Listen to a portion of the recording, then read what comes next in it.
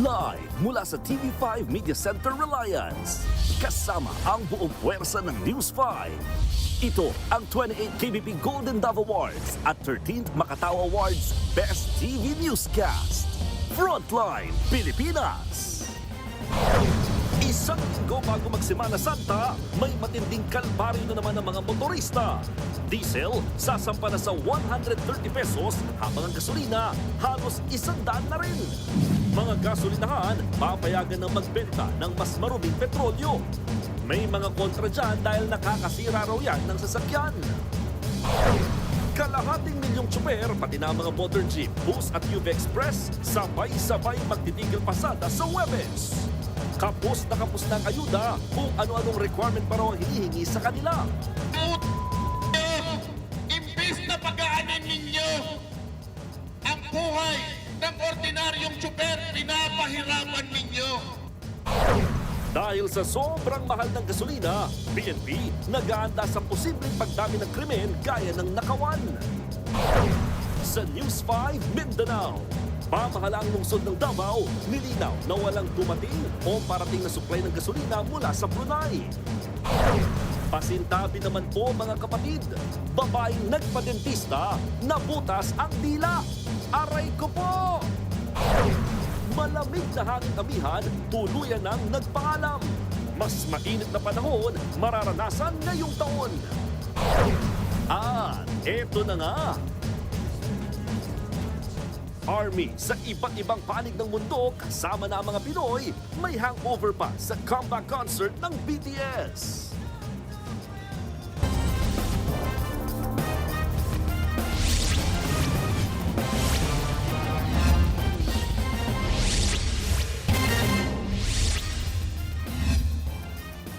Habang tumataas ang presyo ng petrolyo, lalo namang bumababa ang kita ng mga driver.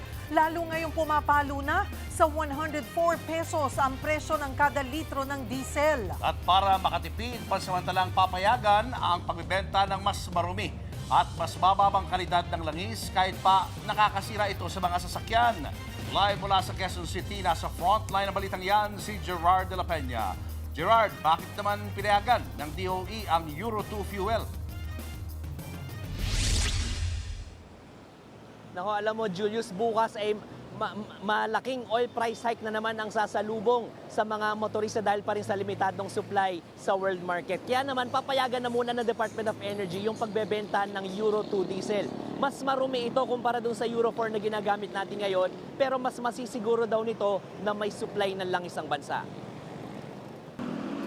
Maaga pa lang pila na ang mga sasakyan sa mga gasolinahan sa kahabaan ng Commonwealth Avenue sa Quezon City. Ngayong linggo kasi, nakaamba ang isa na namang malakihang taas presyo sa langis. Base sa kinalabasan ng trading sa pandaigdigang merkado, aabot sa 17 pesos ang itataas ng kada litro ng diesel at 8 pesos naman sa gasolina.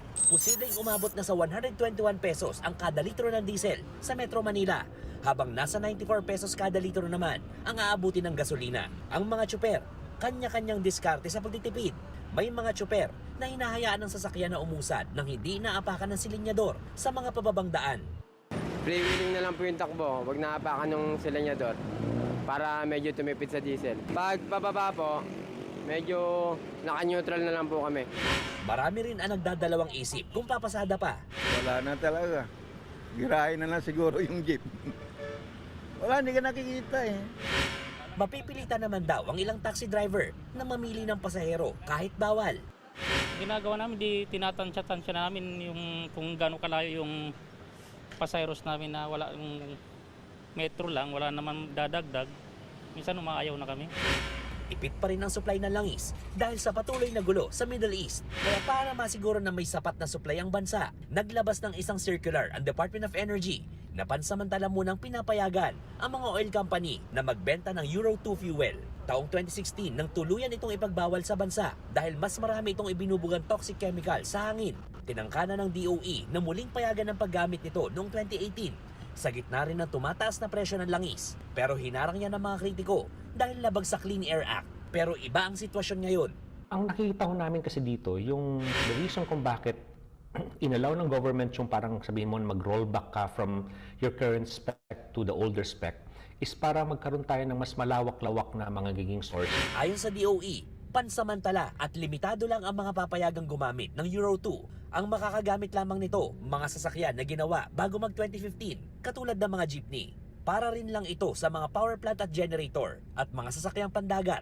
Hindi naman daw ito magiging madali para sa mga kumpanya ng langis. Kailangan daw kasi nilang gumastos para sa karagdagang tangke para sa Euro 2. Hindi rin sang-ayon ng Automotive Association of the Philippines sa muling pagbebenta ng Euro 2 fuel. Malaking perwisyo sa makina ng sasakyan, lalong-lalo na sa mga bagong modelo kung kakargahan ng ganitong klaseng petrolyo. 10 beses na mas mataas ang sulfur content kumpara sa Euro 4 fuel. Ang kalaban ng injector sulfur.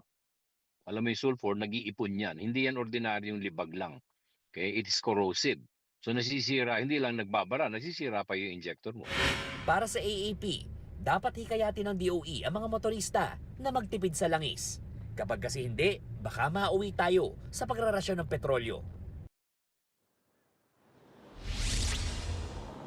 Julio, Cheryl, mga kapatid, ang nakikita nyo ngayon sa inyong mga screen ay kuha ng News 5 drone kung saan kitang-kita na napakahaba ng pila ng mga sasakyan na nagpapakarga dito sa gasoline station na kinatatayuan ko sa ngayon. Ganito rin yung sitwasyon doon sa iba pa mga gasoline station dito sa kahabaan ng Commonwealth Avenue dahil mas mura yung presyo dito ng krudo kumpara doon sa ibang mga gas stations dito sa Metro Manila. So para doon sa mga nandito ngayon sa Commonwealth Avenue ay iwasan natin yung outer lane dahil medyo nagdudulot ng traffic itong mga pilang ito sa mga gasoline station. Julio, Cheryl. Gerard, hanggang kailan naman papayagan itong ang paggamit ng Euro 2 fuel? Cheryl, wala pang binanggit ang Department of Energy kung hanggang kailan ito, ano? Pero yun nga, ang malinaw lang dun sa statement na pinadala ng DOE, for a limited time lamang ito dahil lalabag na ito sa Cleaner Act. Cheryl. May mga reaksyon na ba ang mga motorista natin tungkol sa paggamit ng Euro 2 fuel?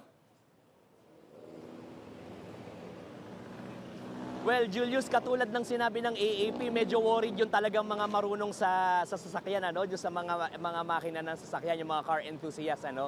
Kasi yun nga, medyo magdudulot ito ng pagkasira ng makina natin kung magkamali tayo ng pakarga. So marami rin yung mga worried na mga car enthusiasts. Pero yun nga, ang instruction ng DOE dito, kung mapapatupad ito, dapat malinaw yung labels kung ano yung nilalaman na klaseng krudo ng, or langis ng isang pump. At yun nga, para sa mga kapatid nating magpapakarga ng diesel, dapat siguraduhin nila kung ano yung ikinakarga sa kanila. Julius. Maraming salamat, Gerard de la Peña.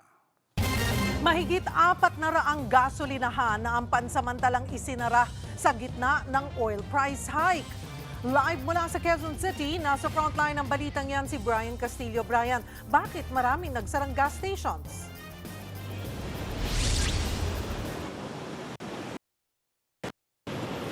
Cheryl, sa mga isinagawang inspeksyon ng PNP ay nadiskubre na aabot sa mahigit 400 mga gasolinahan ang pansamantalang nagsara sa buong bansa. Yan ay sa gitna ng patuloy na pagtaas ng presyo ng mga produktong petrolyo. Sa gitna ng patuloy na tumataas na presyo ng mga produktong petrolyo, mahigit 400 mga gasolinahan na sa buong bansa ang pansamantalang nagsara. Ayon sa PNP, halos lahat ng mga nagsarang gasolinahan ay nasa mga probinsya at wala rito sa Metro Manila. Ibinigay na raw ng PNP sa Department of Energy ang listahan ng mga nagsarang gasoline station. Iimbestigahan kung bakit nagsara ang mga gasolinahan at nagdesisyon na hindi muna magbenta. Sinasabi na up to April 15, yung possible stocks ng lahat ng gasoline stations na pwede pa sila magbenta. Kaya binigay natin to para sila po ang mag-determine kung ang naturang pagsasara ng 403 may kaugnayan sa possible hoarding na nasabi mga gas stations. Kaugnay nito, naghahanda na rin ng PNP sa posibleng worst case scenario sakaling magpatuloy pa ang nakaambang krisis sa langis. Posible raw kasi na tumaas din ang bilang ng mga krimen dahil na rin sa dami ng mga apektado. Kasama sa ating police intervention ay yung ating pong estratehiya kung paano natin sasawatain yung posibleng pagtaas ng datos sa crimes against property. Ito po yung sa theft at saka sa robbery sapagkat alam naman na kaugnay ng pagsasara ng mga gasoline stations, consequently, marami pong mawawalan ng trabaho. Kabilang sa mga pinaghahandaan ang posibleng looting o nakawan sa mga gasolinahan sakaling umabot sa all-time high ang presyo ng petrolyo. Dahil dito, plano ng PNP na magkasa ng simulation exercises o mga pagsasanay kung paanong mapipigilan o huhulihin ang mga masasangkot sa ganitong aktibidad. Paalala ng pulisya, walang dapat ipangamba ang publiko kapag nakita ang mga pulisya nagsasanay. Bahagi lamang ito ng mga paghahanda sa anumang posibleng mangyari. Pero sa ngayon ay wala pang indikasyon na hahantong sa looting o kaya karahasan ang sitwasyon sa bansa. Ang ginagawa po ng Philippine National Police ay hindi i-alarma ang ating mga kababayan, kundi ito po ay proactive approach kung paano po natin sasagawa yung ating peace and order strategy kaugnay na patuloy na Middle East crisis.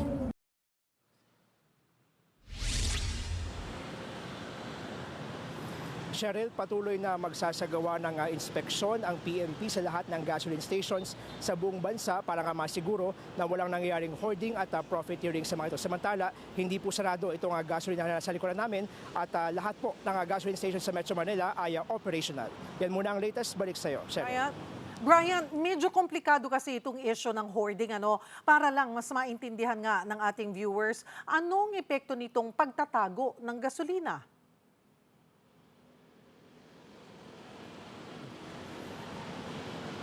Siyempre, itong hoarding o yung pagkatago ng gasolina ay malaki nga yung epekto nito kasi posible yung iba daw sa mga gasoline stations ay sinasadyang magsara para nga iipunin yung gasolinahan, iipunin yung supply ng gasolinahan tapos ay aabangan na tumaas yung presyo saka ilalabas yung mga produktong petrolyo at lubahayan unfair yan para doon naman sa mga customer na bumibili sa kanila. Siyempre. At bakit din nasabi ng PNP na posibleng dumami yung krimen sa mga gasolinahan? Meron na ba silang na-monitor na mga ganitong krimen?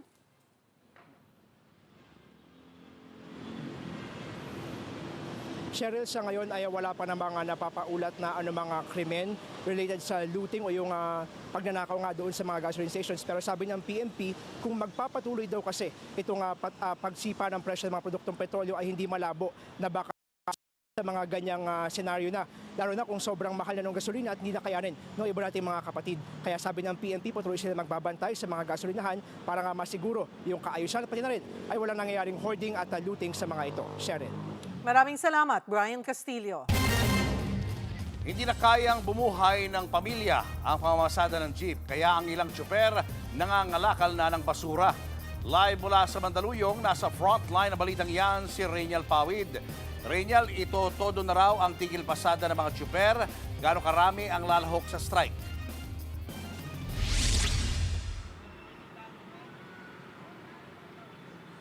Julius, sa nakuha nga nating impormasyon ay doon pa lang sa hanay ng mga tsuper ng jeep ay nasa higit 200,000 na sa buong bansa yung makikilahok nga doon sa tigil pasada. Idagdag pa dyan yung nasa 300 plus naman ng mga drivers mula sa TNVS, sa mga motorcycle taxi, sa maging mga tourist bus, no? Mga tourist bus ay makikilahok na rin. At isama pa daw yung mga trucker nga.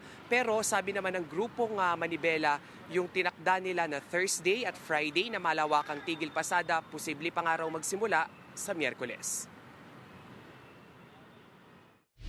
Aanin pa ang damo kung patay na ang kabayo. Aanin pa namin ang jeepney. Aanin pa namin ang UP Express, ang truck, ang motorcycle taxi, ang TNPS, ang mga truckers. Kung wala ng petrolyo na ikakarga at hindi na namin kaya.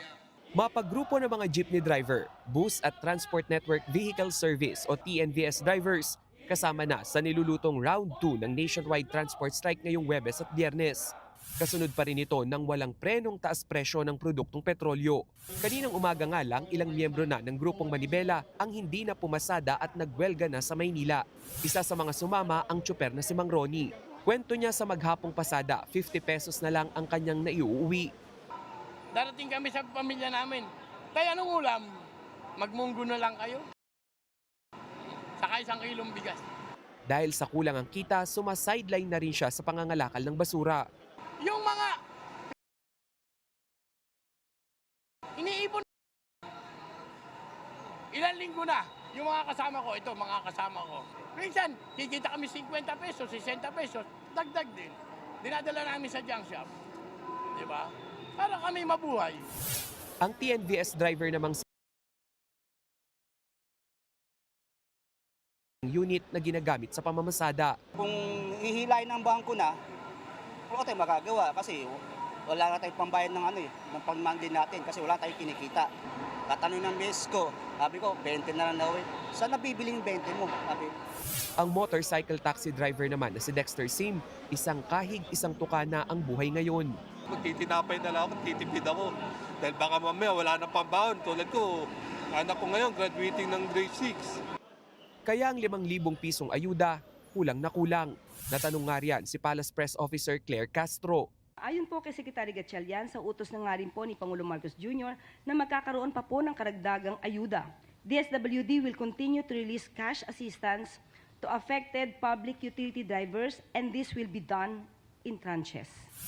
Pero bukod sa kapos na nga ang naturang cash assistance, ayon sa Manibela, pahirapan pa ang proseso at pag-release nito. May ilang LGU kasi na humihingi pa ng voter's ID.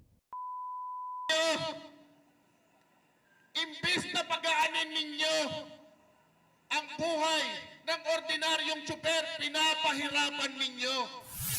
Alinsunod sa mandato ng DSWD, lisensya lang at photocopy nito ang kailangan para sa mga kukuha ng ayuda. Ngayong linggo gugulong ulit ang ayuda distribution, pero tuloy pa rin ang tigil pasada. Sa tansya ng mga lalahok na transport groups, aabot sa 250 milyon ang titigil sa pasada. Ang welgang ito ay sabi nga natin mas malawak yung aabutin kahit yung mga nag-modern, kahit po yung nagkooperatiba at mga nag-corporation.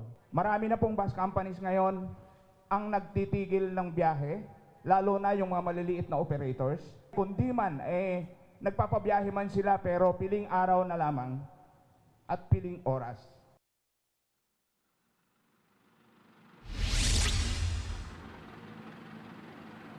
Julius, sa ngayon ay wala pa raw kumakausap o lumalapit nga dito sa anumang transport group sa hanay naman ng gobyerno para nga ipatigil sana itong nakaambang nationwide transport strike. Yung isa lang sa kanilang hinihiling para mahilot sila na hindi na nga ipagpatuloy itong malawakang tigil pasada ay yung bawasan sana yung buwis nga sa langis. Julius. Renyal, tama ba yung narinig namin na 50 pesos na lang ang take home ng isang driver?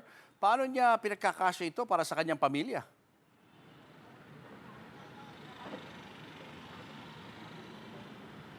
Tama, Julius, no? Marami nga tayong nakausap sa mga tsuper kanina ng jeep na ganyan yung sitwasyon. 50 pesos lang yung naiuwi halos, no, sa buong maghapon nila. Pero para masagot ka diretso, no, tanungin natin mas maganda, Julius, siguro yung isang tsuper. No? Si Tatay Robert, kasama natin ngayon dito. Tay, magandang gabi at pakwento sa amin na anong oras ka pa bumiyahe at magkano pa yung hawak mo ngayon? Bumiyahe po ako ng 5:30 ng umaga. Ngayon, anong oras na ngayon? Mag-alas 7 na. Ang pera ko pa lang, 450. Kulang pa yung boundary ko. Magkano po ba yung boundary nyo? Yung boundary nito, 900. 900? So may 450 ka? Kulang pa ng 450. Lugi ka pa? Oo, kulang pa nga ng kalahati. Tay, yung ilan sa mga nakausap naming tsuper ay halos hindi na kumain sa kalsada. Anong ginagawa niyong diskarte para hindi naman malipasan ng gutom? Sa mga kapatid natin, 68 years old na po, si Tatay Robert. Kanina, dinala na ko ng asawa ko ng tanghalian. Yung natira ko ngayon, yun na rin yung hahapunan ko. Kasi kape na lang yung merienda ko ngayon eh. Andiyan sa loob. Tapos, pag uwi namin, yun na lang kakainin ko. Kasi kulang pa nga yung boundary ko dito ng kalahati. Pagbaba ko nito, maglalagay na naman ako. Magmula kaninang umaga, nakaka 1.5 na ako. Wala naman natitirang pondo. Kaya Dahil? Dahil sa sobrang mahal ng gasolina. Ayun nga, no. Tapos tanungin din natin si Tatay Robert dahil nga meron na bang 5,000 pisong ayuda yung ibibigay, lalo-lalo na dito sa mga jeepney driver. Sa isang araw, kayo nakatoka na mabigyan. Kumusta yung sa inyo, Tay? Nakakuha na ba kayo? Meron na ba kayong mga dokumento para ipresenta at makakuha nitong ayuda na to? Ay, yung sa akin po wala. Hindi po ako nakasama doon kasi yung operator ko lang po yung asawa niya, yung nakapagpasa nun. Ako wala po akong makukuha kasi hindi po ako nagpasa ng ganyan. Hindi naman nila nasabi sa akin. Cut off na po yun, wala na po akong magagawa. So kumbaga, Julius, no, ito yung isa sa mga lilinawin natin na yung pagdating doon sa ayuda. May ilan kasi tayong mga kapatid na tsuper ng jeep na nakadepende lamang doon sa kanilang mga operator. So kahit sila yung namamasada sa pang-araw-araw, kung hindi naman sila yung may hawak ng ORCR at magpasa nga ng dokumento doon sa DSWD, ay ganun din, no? Parang wala rin silang makukuha dahil nga yung rights ay nandoon sa operator. Gaya nyo tayo, wala bang naging usapan na hati kayo? Total, ikaw naman yung pumapasada. Wala pa pong sinasabing ganun sa akin eh. Kung bigyan po nila ako, salamat. Kung hindi naman, di, salamat din. Naandun na tayo, talagang hindi naman ako naghahangad na kung bibigyan niya ako, di hindi, okay lang sa akin yun. Kasi para sa akin naman, may matira man ako. Pag uwi-uwi ko ng konti, diyan sa asawa ko, nangungupahan kami. Dalawa kami na asawa ko, 70 na yung asawa ko. Kung may matitira naman kahit konti, pagtitiisan na lang namin. Huli na lang po, no, Tatay Robert, yung ilan sa mga kasapahan o kabaro nyo na tsuper ay pinili ng mamasura o mga lakal dahil along the way may nakikita kayong mga pwede pang kalakal. Kayo po, anong nakikita nyo dito sa may terminal na to sa Mandaluyong? May mga gumagawa na rin ba niyan dito? Meron naman po, kung sakali nga, titigil na ako ng pagbiyahe. Sabi ko, mga ngalakal na nga lang talaga ako eh. Sa edad nyo po na yan? Kaya pa naman, siguro yung sidecar lang na bisikleta, pwede ko naman gamitin ata yun para sa akin. Kasi talagang hindi na namin talaga kaya. Talagang napakahirap. Lalo bukas, biglaan na naman yung buhos ng taas ng diesel, lalo na naman kami maghihirap lalo. Oo, yun lang po yung akin. Maraming salamat po, Tatay Robert. Ayan. Ayan, Julius, no, ayan nga lang yung isa doon sa marami pang mga hinaing nitong ating mga kapatid na tsuper. At inaasahan na naman nga yung isa sa kanilang pinapangamba, no, yung pinapangambahan nila ay yung napipinto na naman nga na oil price hike bukas, Martes. Julius. Ako, Rainiel, nakakalungkot talaga yung sitwasyon ng mga tsuper natin. Eto nga, kulang na nga. Yan, wala pang ayuda yan. At maalat ang mga tsuper sa taas pasahe dahil sa papasanin ito ng mga commuter. Ano raw ang makakatigil dito sa malawakang transport strike? Sa tingin mo, may pag-asa pa ba na hindi ito matuloy?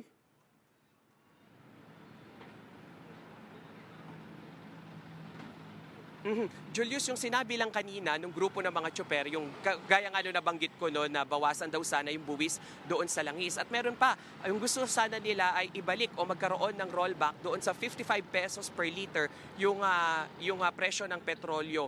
Pangatlo naman, Julius, ay yung mapagbigyan sila doon nga sa dagdag pasahe. No? Hindi lamang piso kung hindi 5 piso dahil bakit? Dahil sa mga sunod-sunod daw na linggo ay hindi naman tumitigil yung pagtaas nga nitong presyo ng langis. At yung pang-apat nga, yung pilit nilang pinapatundukan na dito sa pamahalaan na ito yung Oil Deregulation Law. Ayan yung batas kung bakit na tila natatali nga itong gobyerno para makontrol yung presyo ng petrolyo. Julius. Maraming salamat, Rainiel Pawid. Mahal na nga ang petrolyo at sapat pa ang supply nito kaya hindi pa raw masasabing may oil crisis sa bansa. Sa kabila niyan, handa raw ang pamahalaan at bumuo na nga ng Crisis Management Committee. Nasa frontline ng balitang yan, si Maricel Halili. Higit 100 piso na ang presyo ng petrolyo. Kakambal niyan ang dagdag singil sa kuryente at ang taas presyo sa pagkain. Sa kabila niyan, ayon kay Palace Press Officer Claire Castro, walang oil crisis sa Pilipinas kung ibabase ito sa supply. Pero merong tinatawag na price disruption sa petrolyo. Maliwanag din po ang sinabi ni Secretary Sharon Garin ng DOE. Na sa ngayon ay hindi pa kinukonsidera na meron tayong oil crisis dahil kumpleto po tayo at enough po ang supply ng langis. Kung matatandaan, nito lang Huwebes, sa bibig na mismo ni Pangulong Bongbong Marcos nang galing ang salitang krisis. We had to accelerate all of this because of the oil crisis that is happening. Itong problema is because of the war in the Middle East. Paglilinaw ni Castro, ang nais pong sabihin ng Pangulo patungkol sa oil crisis, pinapatungkulan niya po doon ay ang oil crisis sa Middle East. Giit ng Malacanang, hindi dina-downplay o minamaliit ng gobyerno ang issue sa petrolyo. Katunayan, ngayon pa lang, kahit na hindi pa nila ito itinuturing na krisis, bumubuo na ng Crisis Management Committee. Wala naman tayong dina-downplay. Ito po kasi yung totoong sitwasyon. Nagsusumika po ang pamahalaan sa utos ng Pangulo na dapat hindi magkulang ang supply ng produktong petrolyo. Lahat ginagawa. Krisis man o hindi, Malaki ang epekto nito sa araw-araw na buhay ng mga Pilipino na kumakapit sa pangako ng gobyerno. Hindi kayo pababayaan ng pamahalaan. Lahat tayo ay kailangan magtulungan. Alalahanin natin ang pagmamahal natin sa ating mga kababayan. Huwag natin kakalimutan na kapag pinabayaan natin ang isa sa atin, napabayaan na natin ang buong bansa. Nagbabalita mula sa Frontline, Maricel Halili, News 5. Kung ang mga driver problemado, ang mga commuter naman, malaki ang natitipid ngayong 50% ang discount sa LRT2 at MRT3. Live mula sa MRT Taft Avenue Station, nasa frontline ng balitang yan si Ian Suyu. Ian, siguradong mas marami na ngayon ang mga pasahero dyan sa MRT.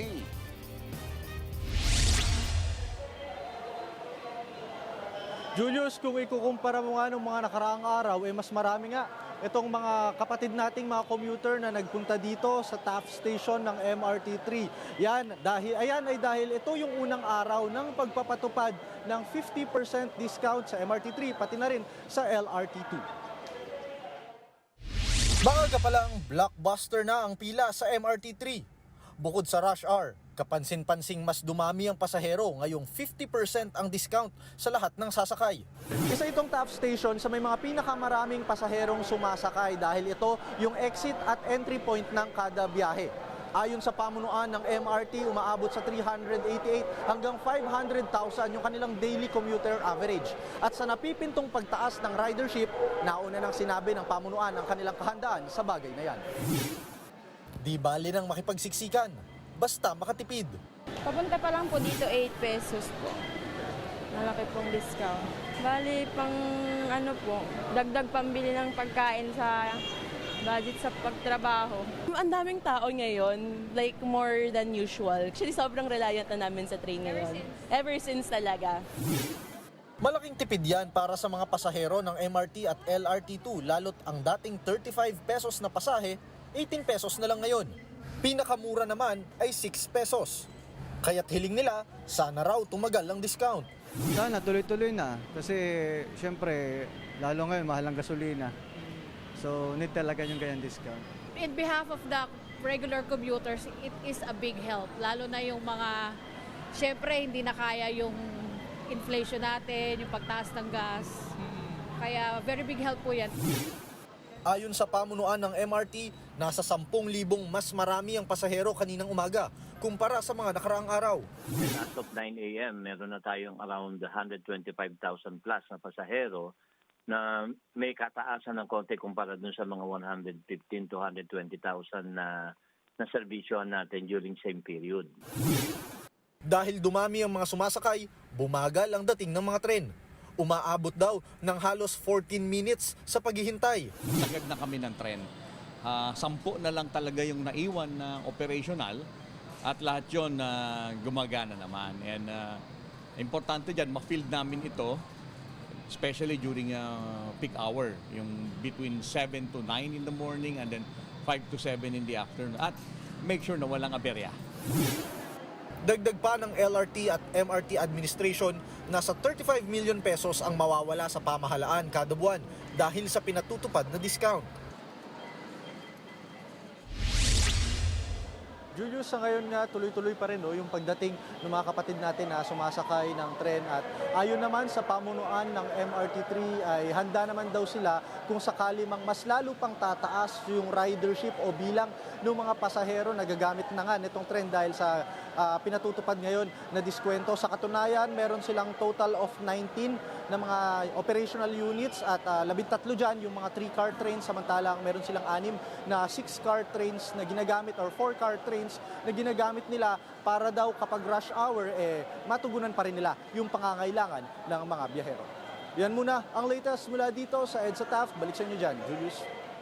Hanggang kailan kaya magtatagal itong 50% discount sa LRT2 at MRT3? Alam mo, Julius, sabi nga nung mga nakausap natin kaninang commuter, sana daw tuloy-tuloy na talaga, no? Pero sa side naman ng management ng MRT at ng LRT, wala pa raw binibigay sa kanila na timeline or deadline kung hanggang kailan nila ipatutupad itong discount na ito. Iyan, may update ka na ba kung itong LRT Line 1 ay magkakaroon din ng discount?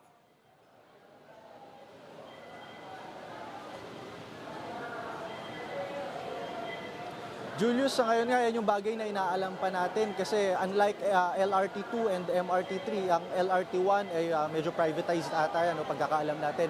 So hindi natin alam kung mag-a-apply din ba sila ng ganito kasi mataas din yung demand para doon. Marami rin yung gumagamit or sumasakay sa LRT1 kaya aasahan natin na magbibigay ng statement ang management nila pati na rin yung DOTR sa mga susunod na araw. Maraming salamat, Ian Suyu. Sa ibang balita, nag-counterflow na nga, nagyabang pa ng baril ang isang TNVS driver sa Pasay City. Agad namang nakahingi ng saklolo ang tinakot na traffic enforcer. Nasa frontline ng balitang yan, si Dave Abuel. Naka-hazard light pa ang sasakyang yan nang makuna ng CCTV sa Zamora Street sa Pasay nitong Webes. Isang TNVS ang kotse na pumasok pala sa one-way. Kaya sinenyesan na siya ng mga traffic enforcer sa daan. Maya-maya pa lumapit na sa driver ang isa sa mga enforcer. Kita pang tila ipinapaliwanag ng enforcer ang violation. Saglit na umalis ang enforcer at itinabi naman ng driver ang sasakyan. Pagbaba ng driver, pansing may hawak na itong baril na ipinasok naman niya pa sa isang bag. Sa katuluyang naglakad palapit sa mga enforcer. Ayon sa pulis, nagkainitan ng dalawa sa ginawang panguhuli. Imbis kasi na lisensya lang ang ilabas, pinakita rin daw ng driver ang dala niyang baril sa enforcer. So ipinaliwanag naman ng ating traffic enforcer na yun nga, counterflowing siya. So naging arrogante po ang ating suspect po dito. Siguro yung kaya niya nilabas yung baril para hindi na po siya siguro bigyan ng ticket. Agad namang nakasaklolo ang tinakot na enforcer. Yung maramdaman po niya na parang tinatakot siya. So tumawag na po siya ng kapulisan. Meron tayong mga pulis na nagro-ronda sa area. So kaya mabilis po ang ating responde doon. Agad inaresto ng mga pulis ang driver at kinuha ang baril. May lisensya naman daw ang baril. Yun nga lang. Expired na po yung kanyang permit to carry firearms outside residence. Tumanggi nang magbigay ng pahayag ang enforcer sa insidente. Hindi na rin nagpaunlak ng panayam ang suspect na nasa kustodiyan na ngayon ng Pasay Police. Mahaharap siya sa reklamong alarm and scandal at illegal carrying of firearm. Nagbabalita mula sa frontline, Dave Abuel, News 5. Viral ang isang lalaking narita ng isang rider sa Giginto, Bulacan kahit hindi naman siya otorisado. HPD daw naninita. Wala namang helmet. Titikitan daw ako. Wala raw ako helmet. Siya nga walang helmet. Tayo nyo ipalakaw, oh. Ha? Mas arrogante ka eh. Alam ko yung karapatan ko, boss. Kung manguhuli ka. Hulihin mo, walang helmet, ikaw nga rin. Bupal ka. HPD daw. Makikita sa video na nakasuot pa ang lalaki ng isang jacket na may nakalagay na Philippine National Police, HPG o Highway Patrol Group. Agad na inimbestigahan ang insidente. Ayon sa HPG, sinampanan nila na kaukulang kaso ang lalaki sa video. Isa raw sa kanyang nilabag ay ang pagmamaneho ng walang helmet. Nilinaw rin ng HPG na tanging mga otorisadong personal lang ang may kakayahang magbigay ng ticket. Nabundol ng pickup ang isang call center agent sa gitna ng kanyang break time sa Davao City. Ang nakadisgrasyang driver na pag-alamang lasing. Aniya sa frontline sa balita si Bril Montalvo ng News 5, Mindanao. Ang dugo. Gay, mag-911 ka na lang. Ang dugo iyan. Nagkalat ka. Nakasubsob sa gitna ng kalsada ang babaeng ito matapos mabundol ng pickup truck sa Quimpo Boulevard Highway, Davao City, madaling araw nitong linggo. Dumating ang mga rescuer at ambulansya. Sinubukan siyang i-revive pero binawian din ng buhay. Tatawid lang sana ang biktima dito sa pedestrian lane nang mabundol siya ng sasakyan ng suspect. Sa lakas ng impact, nakaladkad pa ang biktima ng 10 metros bago siya nawalan ng buhay. Kinilala ang nasawing si Marlene Hinubili, 39 anyos at isang call center agent. Break time umano ng biktima sa trabaho at kakain lang sana malapit sa kanyang pinapasukan na mangyari ang aksidente. Sa imbestigasyon ng pulis, imbis na huminto ang pick-up, nagdire-diretso ito sa takbo. Hindi namalayan ng ng driver ng pick-up na may nabundol siya. Right after the incident, ma'am, kasi naharang siya ng ating CTTMO kasi hindi sakto yung pagpapatakbo niya ng sasakyan, kaya hinarang siya at naisyuhan ng violation, ma'am, at dinala siya sa police station. Diyan na nalaman, ma'am, na yung vehicle na dinadrivean niya is nakabundol ng isang babae. Lasing umano ang babaeng driver, 25 anyos. Allegedly, nakainom, ma'am, no? Kaya hindi niya namalayan na malakas yung takbo niya and nakabundol yung sasakyan niya. Kanina, nagharap ang pamilya ng biktima at ng suspect sa presinto. Nag-ingon lagi sila nga ang boat sa boat nila nga sa dinga muhatag sila 200,000 ina ko murag dili na pwede. Sapat ba na 200,000? Dili pa kung sugot.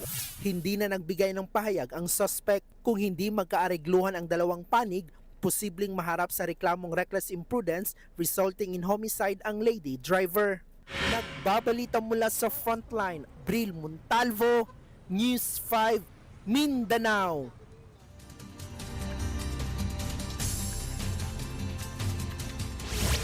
Tuluyan ang nagpaalam ang malamig na hanging amihan. Kaya opisyal na tayong nasa mainit na panahon. Alamin natin ang latest live mula sa Baler Aurora. Naroon ang ating weather frontliner, Alvin Pura. Alvin. Yes, news lang dito sa Baler Aurora. Tat po tayo ng ating lagay ng panahon.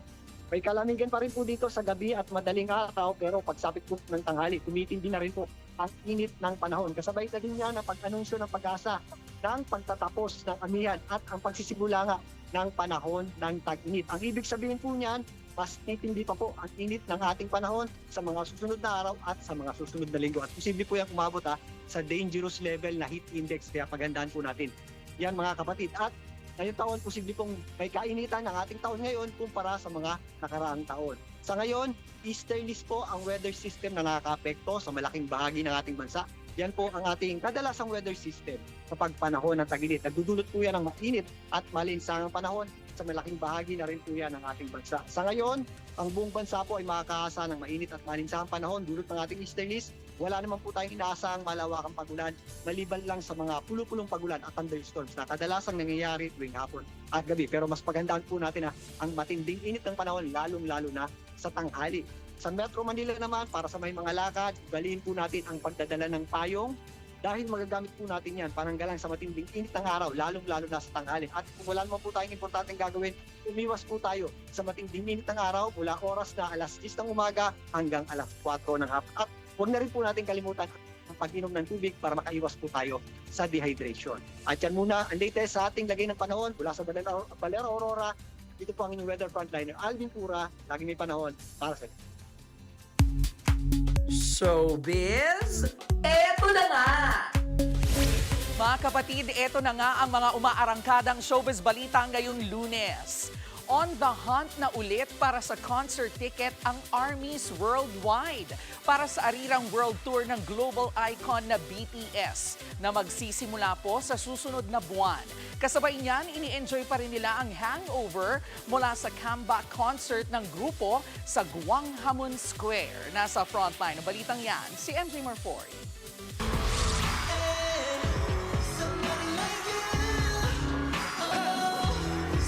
Days after ng historic comeback ng BTS, may post-concert hangover pa rin ang ARMY.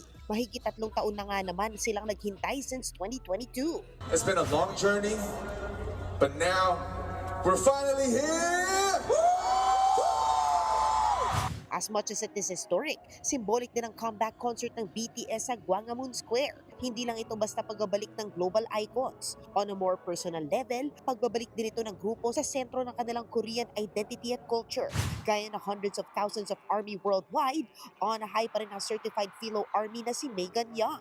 Parang lumabas yung passion ni Bones when she found out how much she loved BTS and how much she was such a part of the army. So for me, it brought out another side of her na sobrang natuwa ako. Kasi ako, adik ako sa basketball, adik ako sa video games. I was always wondering, magigets kaya ni Bones yung nararamdaman ko? And ngayon nagigets niya. So sobrang nakakatuwa para sa akin. And the best thing about this is, sobrang supportive army husband ni Mikael, but at the same time, he loves listening to their music also. Nahawa na rin ako. So guys, Jin bias ko because Jin yung bias. My bias in BTS is J-Hope. He's my favorite in the group. My bias is V. Yes, you got a bit of sauce on your mouth. Anyway, I like BTS because it's kind of like the first group that I was introduced to in K-pop, and they just paved the way. Yeah, they're definitely also the first group that introduced me to K-pop, and I really love how their music makes me feel good. It's V and RM. Why I love BTS? I've been listening to their songs since I was little, and I dance, so I always would recreate their dances. And why I love them is because they're inspirational, and the fact that they all write their songs and their stage presence is very powerful. But the BTS fever has just started again dahil sunod naman ang Arirang World Tour with a total of 82 shows in 34 regions. Kasama na ang Pilipinas sa March 2027. Gaganapin ang kickoff ng tour sa Goyang Stadium on April 9. Pero habang hindi pa nag-uumpisa yan, i-experience muna natin ang kanilang comeback journey, pati ng pagbuo ng kanilang 5th studio album na Arirang sa upcoming Netflix documentary, The BTS The Return, sa March 27. Nagbabalita mula sa Frontline, MJ Marfori, News 5. Susunod, ang aresto sa isang lalaki na uwi sa engkwentro. Suspect na ayaw daw sumuko, sinunog ang kanyang bahay. Babaeng nagpalinis lang ng ngipin, umuwing butas ang dila. At CJ Navato, wagi bilang Ultimate Videoke Sing Celebrity ng Singaling. Abangan ang lahat ng yan sa pagbabalik ng Frontline Pilipinas.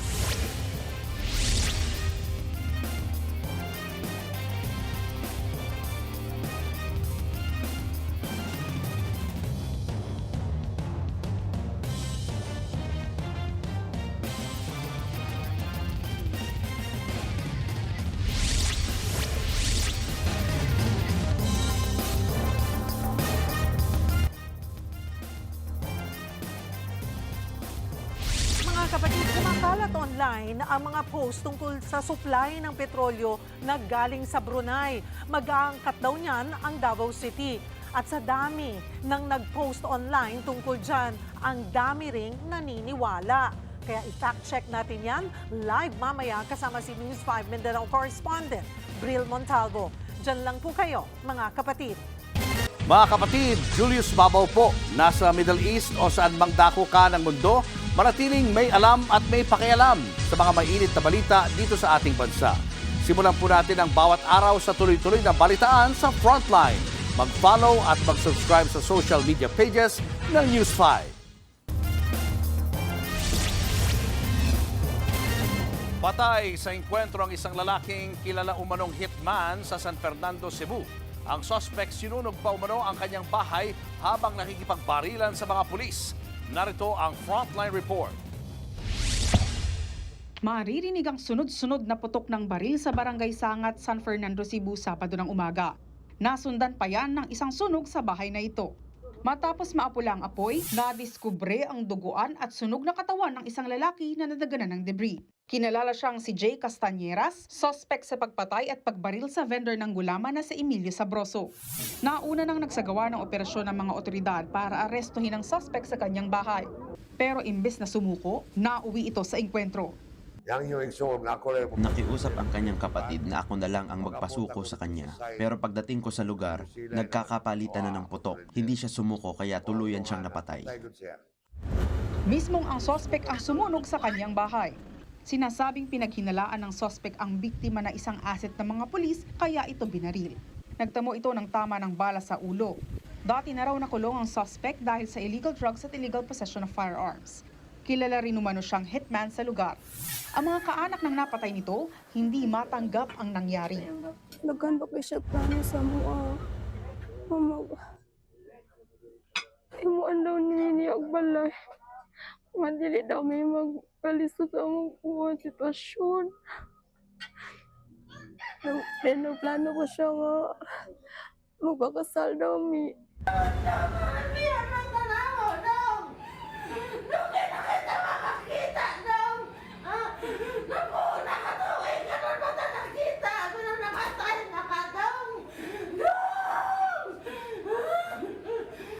Sinubukan namin kunan ng pahayag ang pamilya ng suspect.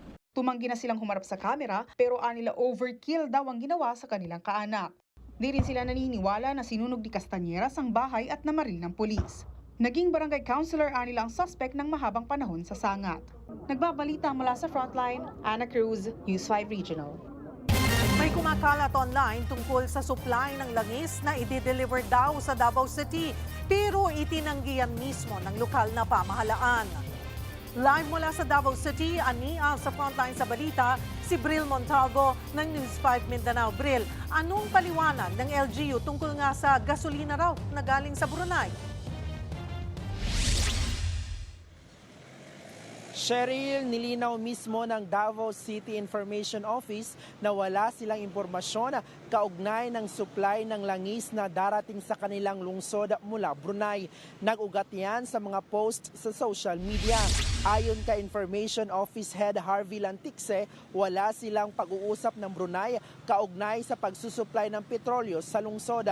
Kaya nagpaalala ang Davao City LGU na maging mapanuri sa mga nababasa sa social media. Ang Brunei ay kabilang sa oil-producing countries. Katunayan, isa ito sa mga napipisil ng Department of Energy na pagkuhanan ng supply ngayong may krisis sa petrolyo dahil sa giyera sa Middle East. Pero wala pa rin pong pinal na desisyong ganyan o negosasyong dyan. Sa aming pag-ikot naman kanina dito sa mga gasolinahan sa Davao City, may mga tsuper na nagpa-full tank na dahil sa panibagong round ng taas presyo ng petrolyo bukas. Sa ngayon, nasa hanggang 105 pesos na ang kada litro ng diesel, hanggang 85 pesos naman sa gasolina, habang pumapalo na sa 125 pesos ang kerosene.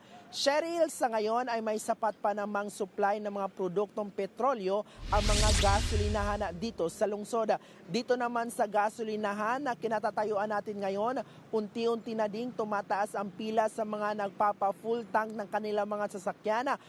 Bago ang price hike na naman na mag-uumpisa bukas ng madaling araw. Cheryl. Maraming salamat, Bril Montalvo.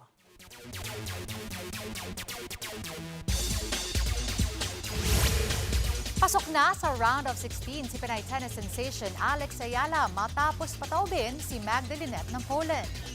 Na-dominate ni Alex ang opening set 6-3. Pagdating naman ng second, naging gitgita na ang match. Umabot pa sa 6-all deadlock ang tapatan. Pero sa huli, nanaig ang fighting spirit ni Alex at naipanalo ang laban. Tumagal ng 1 hour and 48 minutes ang second set. Aminado naman si Alex na lumakas si Magda noong second set. Pero mas pinili raw niyang mag-concentrate sa kanyang strategy.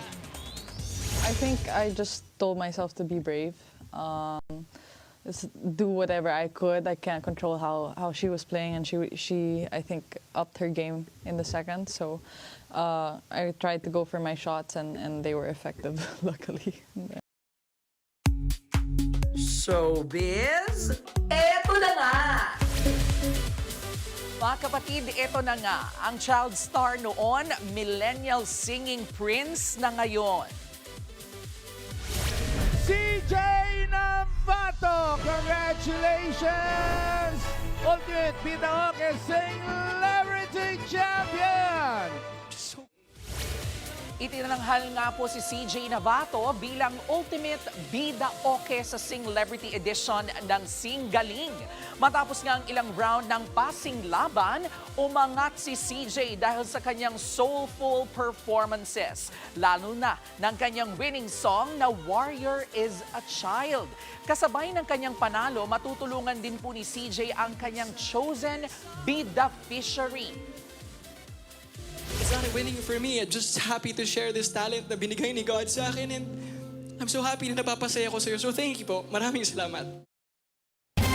Susunod sa poll sa CCTV, estudyanteng tumalon sa ilog para hanapin ang laruan ng kaibigan. Nalunod. School principal na sangkot umano sa iligal na droga, tiklo sa buy-bust. At Pinay tennis ace Alex Ayala susubukang basagin ang tila sumpa sa kanyang karera. Yan at iba pa sa pagbabalik ng Frontline Pilipinas.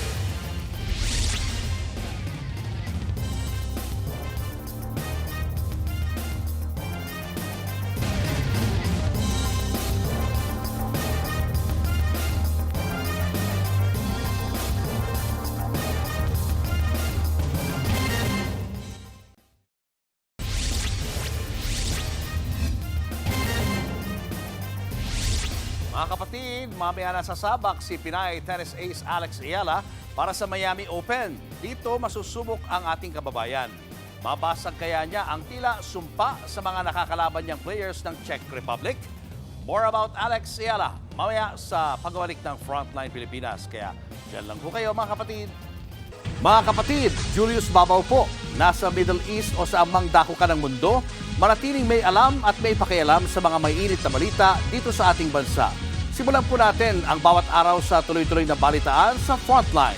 Mag-follow at mag-subscribe sa social media pages ng News 5.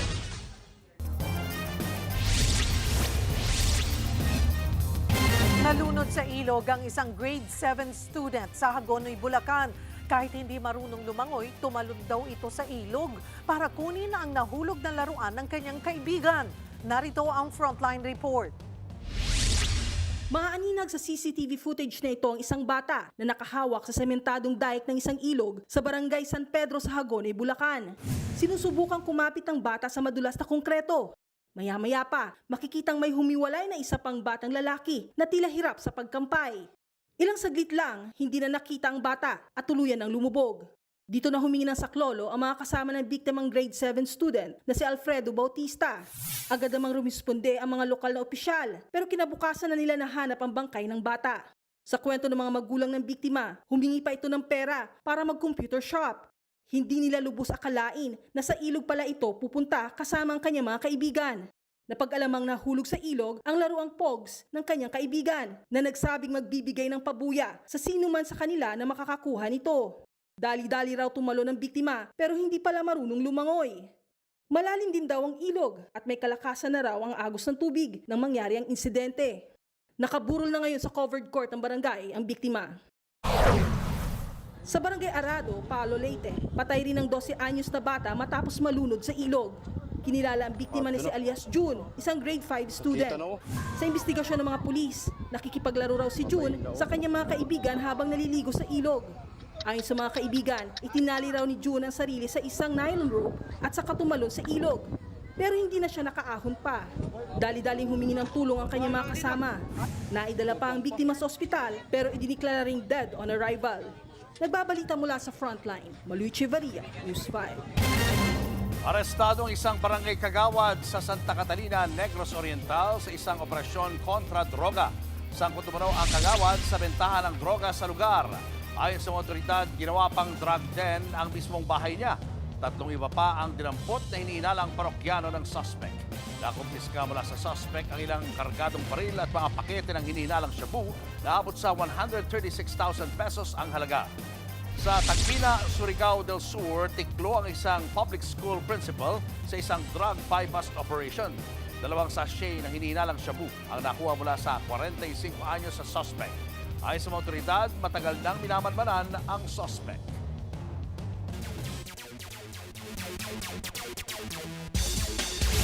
Susubukan na Pinay tennis sensation Alex Ayala na basagin ang tila sumpa sa mga laro kontra players ng Czech Republic sa susunod niyang laban sa Miami Open. Makakaharap ni Alex si Carolina Muchova sa round of 16 mamayang 11 p.m. Manila time. Inaasahang magiging mabigat na laban ito lalo't kasalukuyang world number 14 si Carolina. First time naman na magkakaharap ng dalawa. So far sa kanyang career, hindi pa nananalo si Alex sa lahat ng 11 matches niya kontra players ng Czech Republic. At yan muna ang latest sa frontline ng sports. Ako po si Denise Tan. Susunod, babaeng nagpadentista sa Cavite, bakit nabutas ang dila? Tutok lang mga kapatid, magbabalik pa ang Frontline Pilipinas.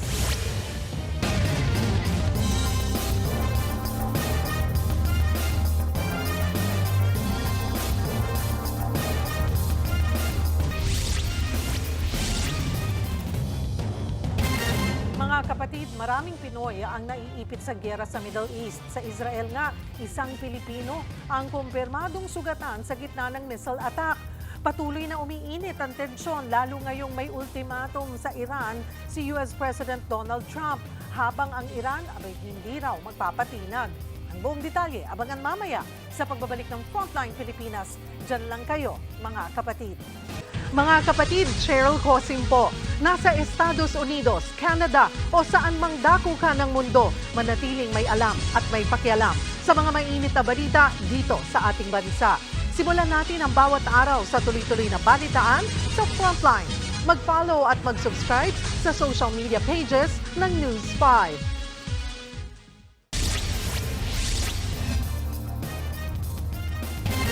Sugatan ng isang Pinoy matapos ang missile attack ng Iran sa Dimona, Israel.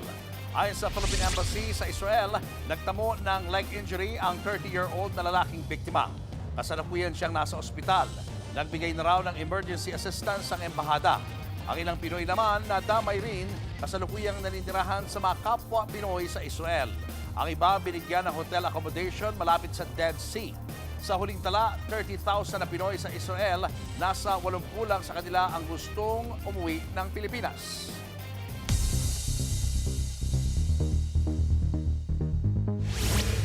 Handang tumulong ang 22 bansa para ligtas na madaanan ang Strait of Hormuz. Habang ang Iran may buwelta sa ultimatum ni US President Donald Trump. Narito ang Frontline News Abroad.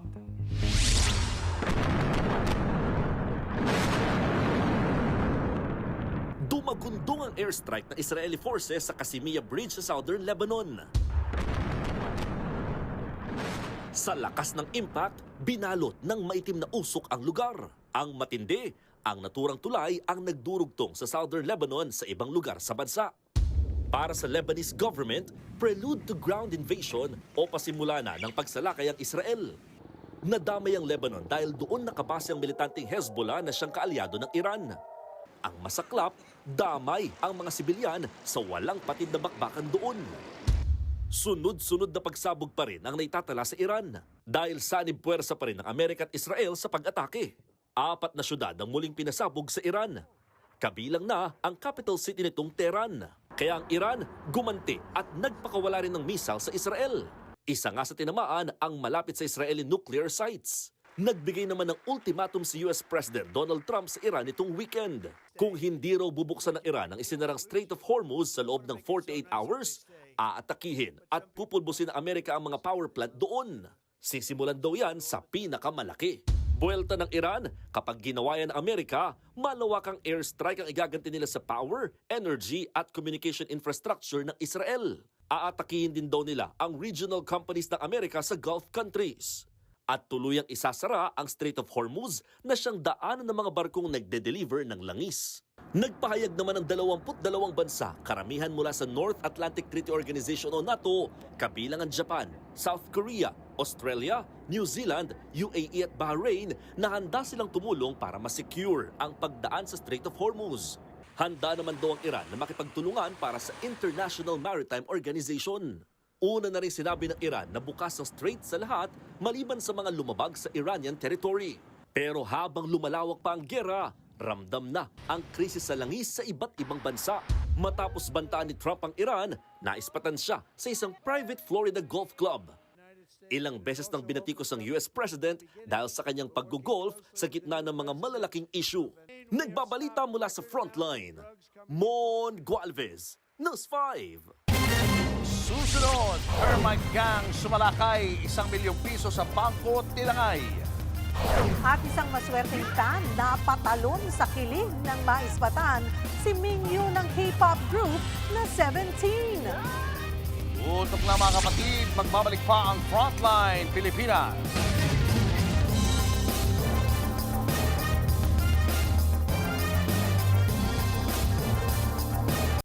Mga kapatid, Cheryl Cosing po.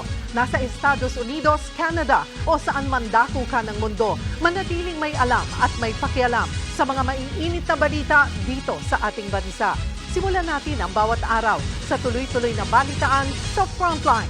Mag-follow at mag-subscribe sa social media pages ng News 5. Nilooban ng tinatawag na termite gang ang isang bangko sa Palayan City, Nueva Ecija.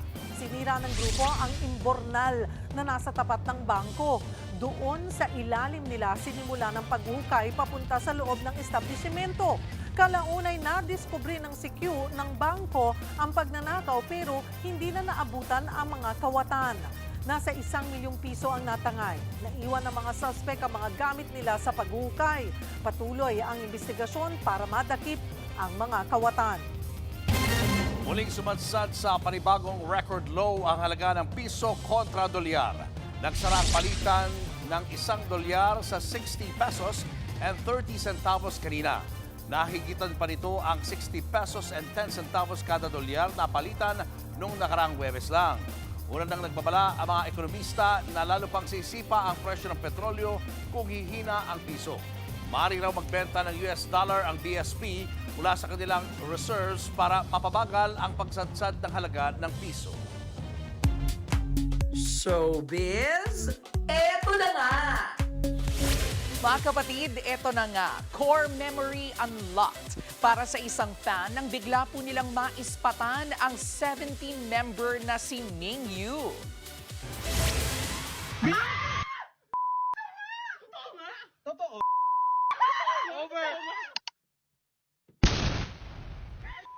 Intense na excitement ang naramdaman ng magkakaibigang ito nang makita nila mula sa kanilang hotel room window ang K-pop star. Hindi pa nga makapaniwala ang grupo noong una hanggang sa makumpirma nilang nasa bansa nga ang Korean boy band.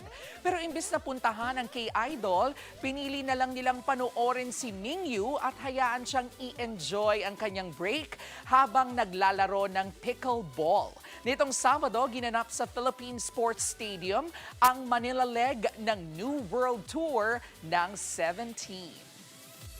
At yan nga po ang ating mga showbiz update ngayong Lunes. Ako po si Jervy Rice.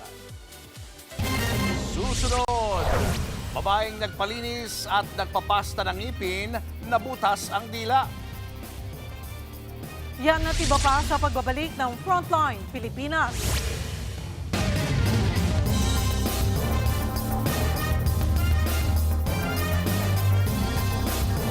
Mga kapatid, Julius Babaw po.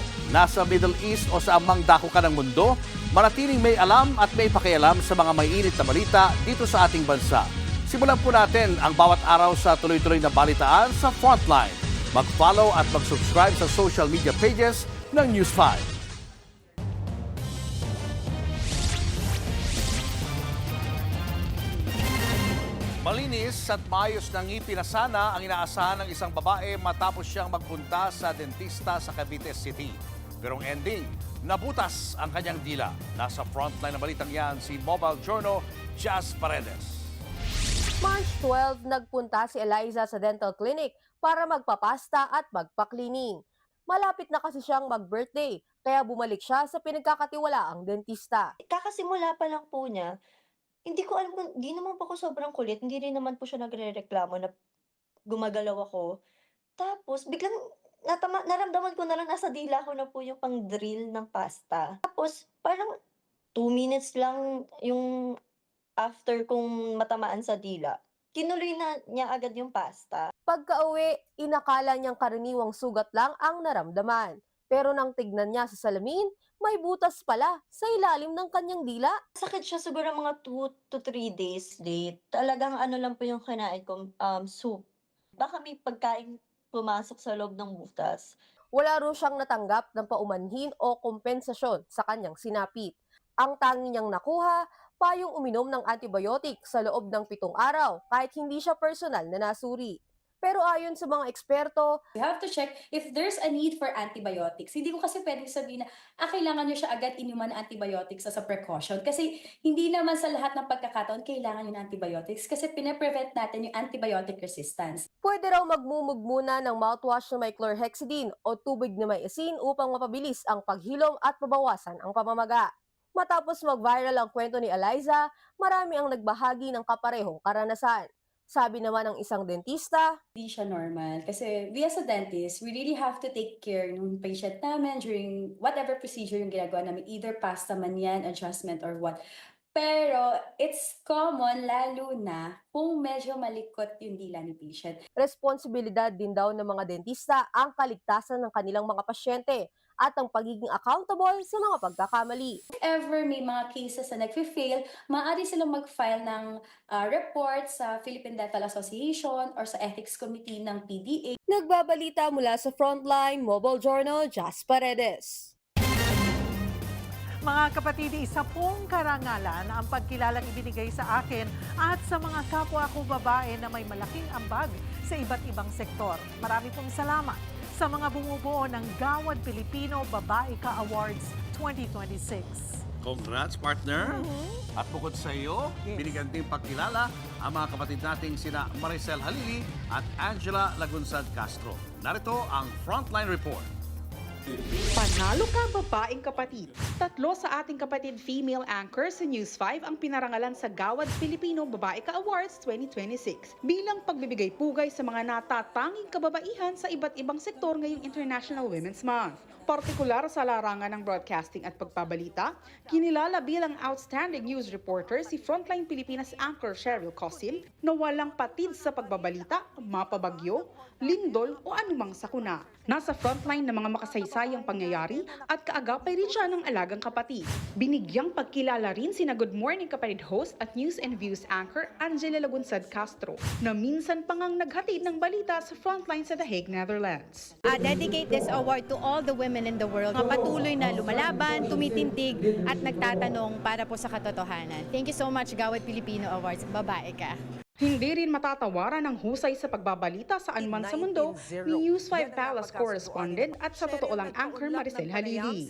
Isa lang naman yung objective namin yung maging boses ng katotohanan, magiging boses ng pagtanggal o pag-alis dun sa diskriminasyon. Kasi para sa atin yung kababaihan, malaki na yung kontribusyon sa lipunan at ito yung gusto namin talagang suportahan. Nagbabalita mula sa Frontline, Ana Cruz, News 5. Congratulations! Thank you! Marami pong salamat. Again, marami pong salamat sa Gawad Filipino Awards. Pasensya na po kayo at hindi ako nakarating, pero I'm grateful, humbled, and committed para sa mas marami pang kwento ng katotohanan at may malasakit. Ayan. Congrats! More to come. Abangan niyo ulit kami bukas dito sa TV5 sa 1PH, RPTV, True TV at 105.9 True FM. Kami ang inyong mga kapatid sa Balitaan at Public Service. Walang iwanan sa Frontline Pilipinas.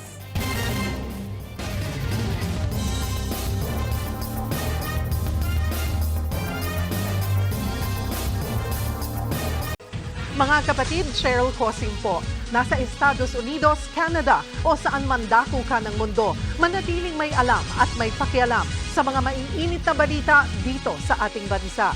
Simulan natin ang bawat araw sa tuloy-tuloy na balitaan sa Frontline. Mag-follow at mag-subscribe sa social media pages ng News 5.